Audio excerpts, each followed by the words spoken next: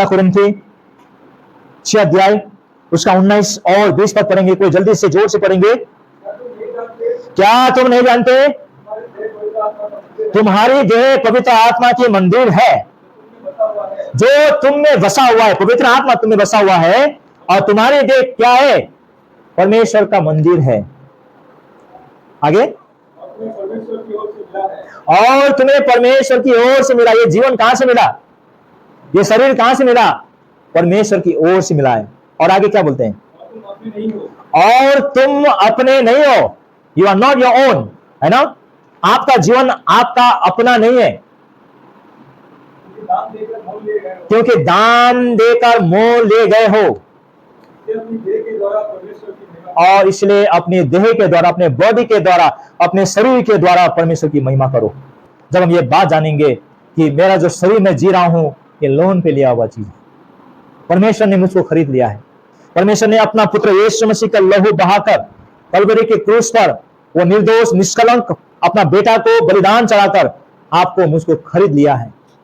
और इसलिए लिखा है अपने शरीर में रहते ही परमेश्वर की महिमा करो, क्योंकि परमेश्वर न्याय करने वाला है। जब हम इन जिम्मेदारियों को जानते हैं तो परमेश्वर आज हमें हमारे साथ मिलकर, हमारे साथ पार्टनर बनकर वो अपने काम करता है। आपको मालूम है यीशु मसीह क्या कर रहे हैं? यीशु मसीह अपने कलीसिया को बना रहे हैं। यीशु मसीह ने क्या कहा? मत्ती 16:18 क्या प्रतिज्ञा है? किसी को मालूम है वो पद? मैं अपने कलीसिया बनाऊंगा। यीशु ने क्या कहा? मैं अपने कलीसिया बनाऊंगा और उस कलीसिया में होने वालों पर मृत्यु की फाटक प्रबल ना होंगी। यीशु मसीह ने 2000 साल पहले प्रतिज्ञा करके वो बंद नहीं हुआ। यीशु मसीह आज भी अपने कलीसिया बना रहे हैं, लेकिन मालूम है कैसे? पार्टनरशिप में। आपको मालूम वो पार्टनर कौन है? आप और हम, क्योंकि हम उनके कारिंदा हैं, हम उनके भंडारी हैं और हम उनके सेवक हैं, हम उनके जन हैं।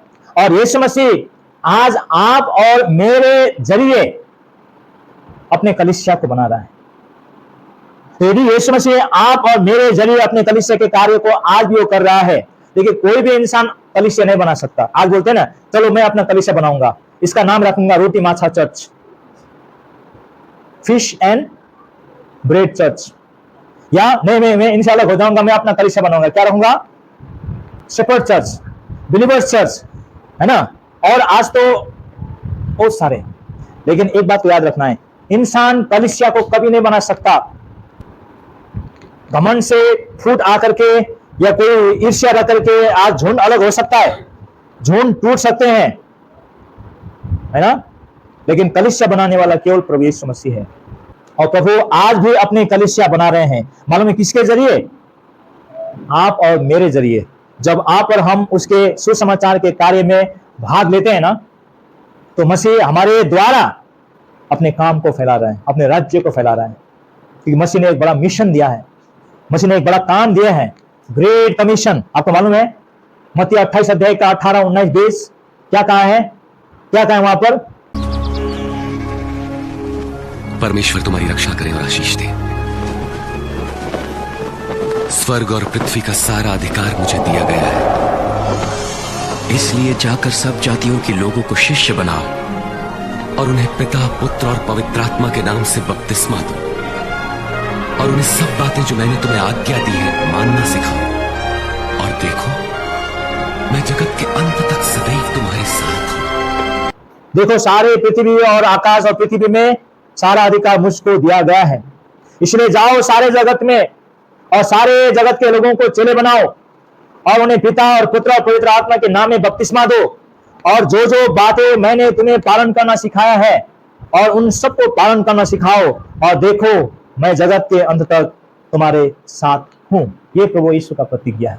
यदि आज हम ईमानदारी से ये बात कर रहे हैं, यदि आज हम गोस्पेल में फोकस कर रहे हैं, गोस्पेल क्या है?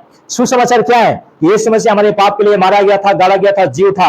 यीशु मसीह का कब्र आज खाली है, क्योंकि यीशु मसीह जी उठा है, यीशु मसीह जिंदा है। आज यीशु मसीह आज अपने पिता के घर में है, लेकिन वो आपका दिल में भी है ना? क्योंकि परमेश्वर एक ही समय में हर जगह रह सकता है। परमेश्वर ने पूछा राजा सुलेमान को कि वो बहुत भव्य मंदिर बनाने जा रहा था, परमेश्वर ने पूछा, तुम मेरे लिए कैसे घर बनाओगे? क्योंकि मैं तो स्वर्ग में रहता हूं, मेरे पांव पृथ्वी में रहता है, कितना बड़ा घर बनाओगे? दम है?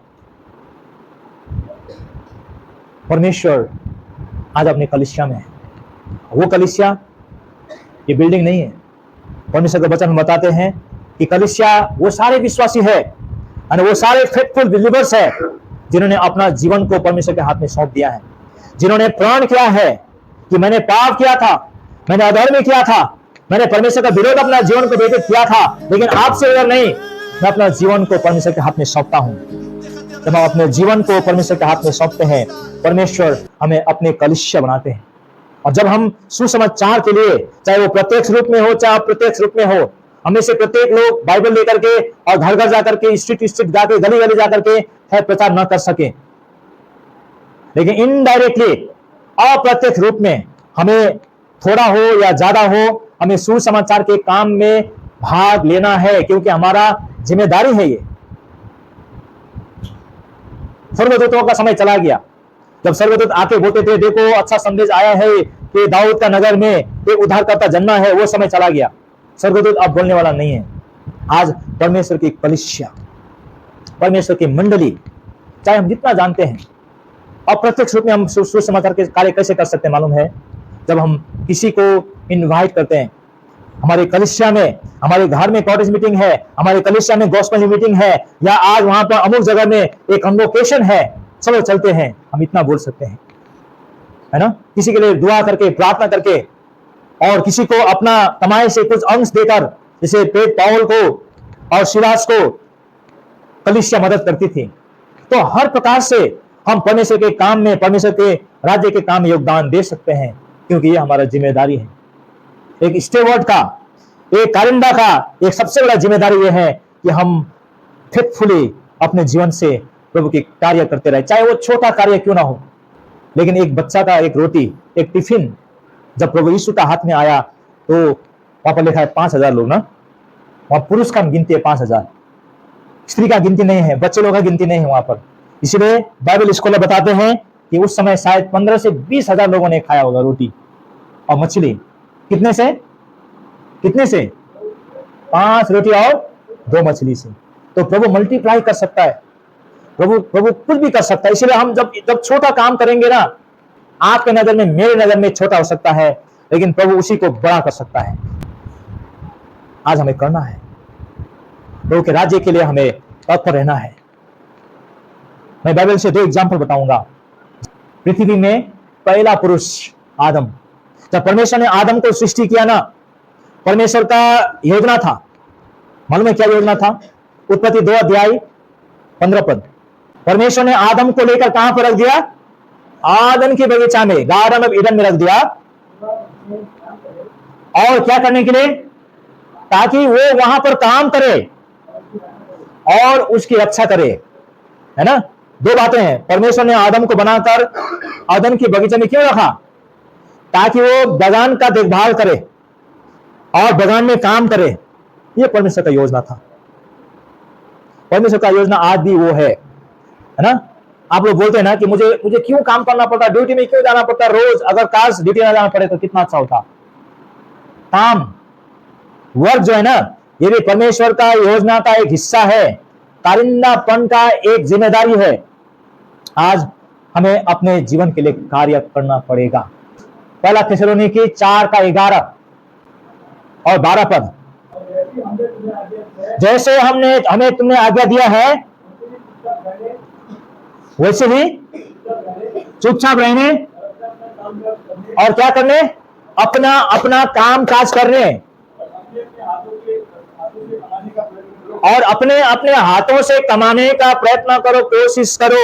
देखिए, काम, मसीह बनने के बाद, ईसाई बनने के बाद तो और भी ज्यादा जिम्मेदारी के साथ, विश्वास योग्यता के साथ हमें अपने परिवार के लिए परिश्रम करना है, काम करना है। और एक जगह लिखा है, यदि कोई काम ना करे तो वो भोजन भी ना खाए।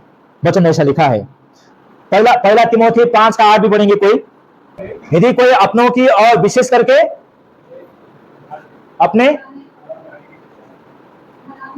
घराने, अपने घर, अपने परिवार की चिंता ना करे,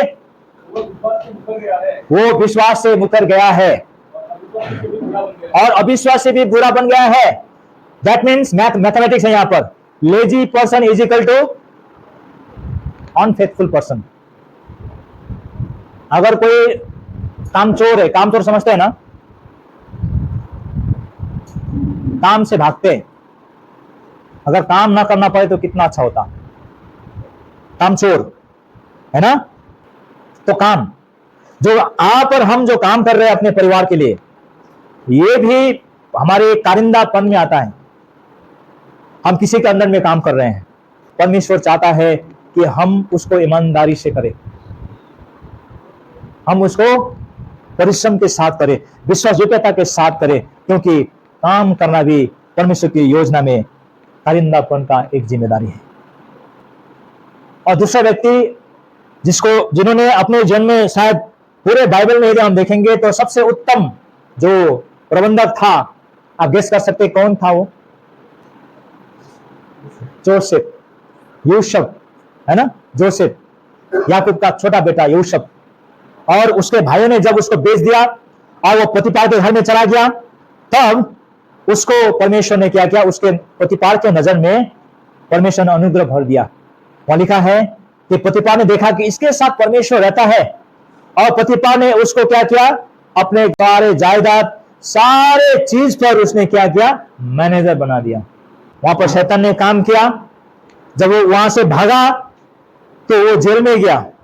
उसके बाद में उसके जेल में ट्विस्ट के ऊपर ट्विस्ट, ट्विस्ट के ऊपर ट्विस्ट आ रहा है, और अंत में पूरे मिस्र देश का क्या बन गया? वो प्रधानमंत्री बन गया।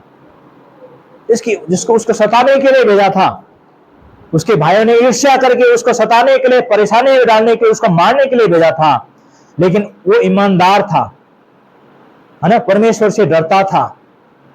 और जब वो विदेश में चला गया तो भी उसने उसको जो भी जिम्मेदारी दिया था, उसने विश्वास योग्यता के साथ में उसे पूरा किया, और परमेश्वर ने उसको ऊंचा किया। लेकिन भंडारी में एक चीज परमेश्वर देखना चाहता है, वो क्या है? विश्वास योग्यता, फेथफुलनेस। तो आज मैं अंत कर रहा हूं कि हमारे जीवन को इसमें अप्लाई करें अभी, है ना। जो बात हम लोगों ने सुना है अभी, उसको अप्लाई करें कि परमेश्वर के राज्य में, है ना, जब हम जी रहे हैं तो हमारे जीवन का मालिक कौन है, ये बात जानना जरूरी है। उस नासमझ बच्चों की तरह यदि आप बोलेंगे मेरा अपना जीवन है, मैं अपने मर्जी से जीऊंगा, मैं इसे मारूंगा, मैं इसे सर्वनाश करूंगा, आपका क्या? तो विनाश ही होगा, हमारा कुछ नहीं होगा, विनाश होगा। लेकिन हमारा संपूर्ण जीवन में, हमारे सारे जीवन शैली में, हमारा उठना बैठना, खाना पीना, चलना फिरना, बातचीत करना, काम काज करना, ड्यूटी जाना आना, घर में काम करना, सरकारी वाहनों में चलना, किस प्रकार का मिजाज रखना, ये सारे बातें उसमें आते हैं, हमारा संपूर्ण जीवन शैली। इसलिए आज आपको और मुझको कुछ पर्सनल क्वेश्चन करना है अपने आप से कि मेरा जीवन का मालिक कौन है। जब आप ये बात को जान जाएंगे कि मेरे जीवन का मालिक प्रभु है, इवन मेरा शरीर भी अपना नहीं है, प्रभु ने इसको भी खरीद लिया है, इसलिए मैं जो कुछ भी करूंगी इस शरीर के साथ में, मैं इस जीवन के साथ में जो कुछ करूंगा मुझे अनुमति लेना होगा। जब जिस दिन आप ये बात को जान जाएंगे, देखिए आपका जीवन में धार्मिकता की बातें आने लगेगी, आपके जीवन में पवित्रता, है ना, अनुशासन, नम्रता, धीरज, शांति और सारे आशीषें आप देख पाएंगे। और वहां पर चेतावनी दिया है कि जब वो मालिक सब कुछ दे करके विदेश चला गया और कुछ समय बाद वो हिसाब लेने के लिए आया, जो तत्पर थे, जो फेथफुल थे, उन्होंने अपना कार्य से अपने मालिक को खुश किया, शाबाशी प्राप्त की। लेकिन जो आलसी था, जो निकम्मा था, जो कामचोर था, उसने अपना एक टैलेंट को क्या किया? छुपा दिया। उसको नुकसान नहीं किया, हानि भी नहीं किया, खो भी नहीं दिया, उसको छुपा के रख दिया, और उसे सारा जीवन भर बड़ी कीमत चुकानी पड़ी। हम किस प्रकार के कारिंदा है? आज हमारे जीवन में जो कुछ भी हम करते हैं, हम उसे परमेश्वर मुझे देख रहा है ना, परमेश्वर की नजर मुझ पर है, चाहे मैं छोटा काम करूं, चाहे मैं बड़ा काम करूं, परमेश्वर मुझको देख रहा है।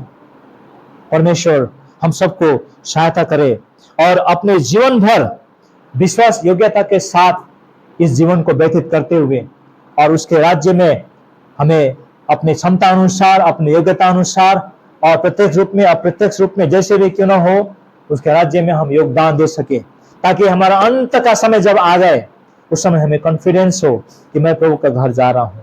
मैंने अभी तक जितना जीवन व्यतीत किया है मैं बहुत खुश हूं, उसके लिए हमें अभी तैयारी करना है। प्रभु हम सबको इस वचन के द्वारा मेरा आशीष और अनुग्रह प्रदान करें। आमीन।